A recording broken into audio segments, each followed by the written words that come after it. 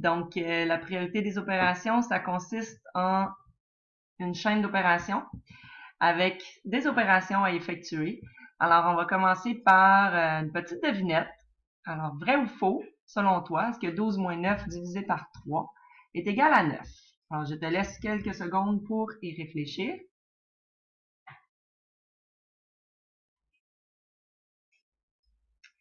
Alors, si tu dis que 12 moins 9 divisé par 3 égale 9 est faux, possiblement que tu obtiens, toi, comme réponse, 1.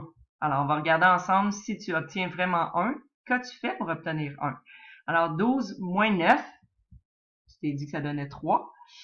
Et 3 divisé par 3, ça t'a donné 1. Alors, malheureusement, tu n'as pas obtenu la bonne réponse. La réponse est vraie. C'est vrai que 12 moins 9 divisé par 3 est égal à 9. Alors, on va regarder ensemble dans les prochaines diapositives pourquoi la réponse est vraie. Alors, dans une chaîne d'opérations, comme celle que tu viens de voir précédemment, il y a ce qu'on appelle la priorité des opérations, c'est-à-dire qu'il y a des opérations qu'on doit prioriser en premier. Alors, le mot à retenir, c'est le mot PANDAS. Je t'explique pourquoi. PANDAS a sa signification. Chaque lettre du mot PANDAS, comme tu peux voir ici, je l'ai placé à la verticale. Alors, chaque lettre du mot PANDAS représente, par exemple, le P représente les parenthèses. Alors, quand tu vois une chaîne d'opérations, comme dans la première diapositive, ce que tu dois faire en premier, s'il y en a, bien entendu, ce sont les parenthèses. Une fois que tu as réalisé les parenthèses, tu dois faire le E, c'est-à-dire les exposants. S'il y en a, évidemment, parce que c'est possible qu'il n'y en ait pas. Donc, parenthèse, exposant, dans l'ordre. En le mettant à la verticale ici, tu vois vraiment ce qui est prioritaire. Donc, parenthèse, exposant. Ensuite, sur la ligne suivante, on a multiplication et division. Je les ai mis sur la même ligne, tout simplement parce qu'il n'y en a pas une qui est plus importante que l'autre. En fait, tu fais comme quand tu lis un livre. Quand tu lis un livre, tu lis de gauche à droite. Donc, pour l'opération à effectuer en premier, tu fais celle qui apparaît de gauche à droite, la première que tu vois. Si c'est une division, tu fais la division. Si c'est une multiplication, tu fais la multiplication. Donc, il n'y en a pas une qui est plus importante que l'autre. Et on termine par les additions et les soustractions. Donc, même chose que pour la ligne précédente, l'addition n'est pas prioritaire avant la soustraction. Une est aussi importante que l'autre. Tu dois les effectuer de gauche à droite. Donc, en retenant, bien sûr, que c'est ce que tu dois faire. PANDAS, c'est le mot à retenir. Donc, facile à retenir pour toi. Chaque lettre te fait penser à quelque chose. Donc, ce qui est très important aussi à ne pas oublier, c'est de faire une démarche en entonnoir. Tu vas comprendre tantôt ce que je veux dire. Ici, je t'ai mis une petite image d'un entonnoir. Donc, tu pars en haut avec ton opération. Puis, à la toute fin, au bout de l'entonnoir, tu devrais obtenir la réponse à ta chaîne d'opération. Et ce que je t'ai dit aussi tantôt, que la multiplication et la division, on les fait toujours de gauche à droite.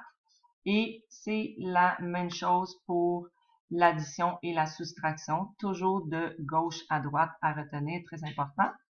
Et quand on se retrouve face à des parenthèses, tu dois bien entendu respecter la priorité des opérations. À l'intérieur de la parenthèse, si tu as un exposant, ben c'est ce que tu dois faire en premier avant de faire l'addition. Parce que dans mon PANDAS, l'addition ou la soustraction arrive en dernier. Alors, si on revient à notre opération de départ, j'y vais avec les priorités. Est-ce que j'ai des parenthèses? Non, j'ai pas de parenthèses. Ensuite, est-ce que j'ai des exposants? Non, pas d'exposants. Est-ce que j'ai sur la même ligne soit des multiplications ou des divisions? Oui, j'ai la division. Alors, je vais tout d'abord, avant de faire la soustraction, je vais y aller avec la division. Alors, moi, ce que je fais, en fait, c'est que comme j'ai pas de parenthèses, je vais me dessiner des parenthèses. Donc, je vais me mettre des parenthèses ici pour me faire penser que c'est ce que je dois faire en premier. Donc, je vais d'abord faire la division. 9 divisé par 3, et ça me donne 3 que j'écris ici. Et ensuite, je réécris les nombres, les éléments que je n'ai pas utilisés pour arriver à faire un genre d'entonnoir, comme je t'expliquais plus tôt dans la leçon.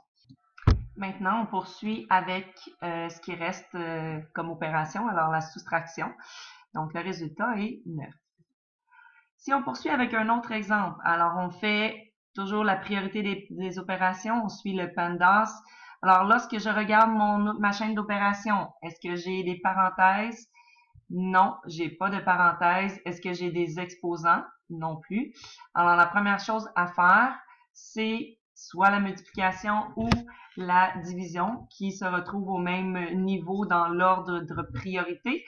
Alors, j'ai la multiplication que je vais faire en premier. Je pourrais mettre des parenthèses ici, mettre 2 fois 3 entre parenthèses pour me rappeler que c'est ce que je dois faire en premier. Donc, la multiplication. Le résultat de mon opération est 6 et je réécris à l'intérieur de mon entonnoir les éléments que je n'ai pas utilisés, donc 25 plus le résultat de ma multiplication, ce qui fait 6. Et ensuite, au bas de mon entonnoir, je termine en faisant l'addition. Excuse-moi, l'addition, donc ce qui donne 31. Si je poursuis avec un autre exemple, celui-ci est différent. J'ai une chaîne d'opération qui est un petit peu plus longue, mais je suis encore le PEMDAS, la priorité. Donc, la priorité ici, c'est les parenthèses. C'est ce que je dois faire en premier. Alors, je vais voir ce que j'ai dans ma parenthèse. J'ai 6 moins 2. Donc, c'est ce que je vais indiquer. Donc, le résultat est 4. Et je réécris à l'intérieur de mon entonnoir tout le reste de mon équation. Donc, 30 moins 4, qui est le résultat de la parenthèse, fois 2. Ensuite, qu'est-ce que je dois faire? Quand je regarde, j'ai pas d'exposant, mais j'ai une multiplication. Donc, je vais y aller avec la multiplication de 4 fois 2. Je pourrais mettre entre parenthèses 4 fois 2 pour m'indiquer que c'est ce que je dois faire en premier avant de faire la soustraction, car la soustraction arrive seulement en dernier. Alors, je fais la multiplication qui donne 8 et je réécris 30 moins 8 qui donne 22.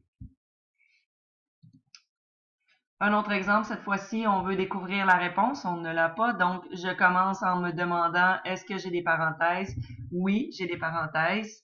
Et ce qu'il y a de particulier, c'est qu'à l'intérieur de la parenthèse, j'ai un exposant et j'ai une multiplication.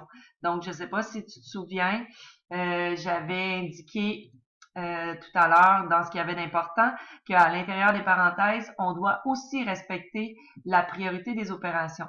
Donc, oui, je fais la parenthèse, mais à l'intérieur de la parenthèse, je commence par quoi? Donc, à l'intérieur de la parenthèse, est-ce que j'ai des exposants? Oui. Ici, j'ai 3 exposants 3. Donc, je vais commencer par faire 3 exposants 3 avant de faire ma multiplication fois 2. Alors, je fais l'exposant. 3 exposants 3, je peux faire mon calcul à côté.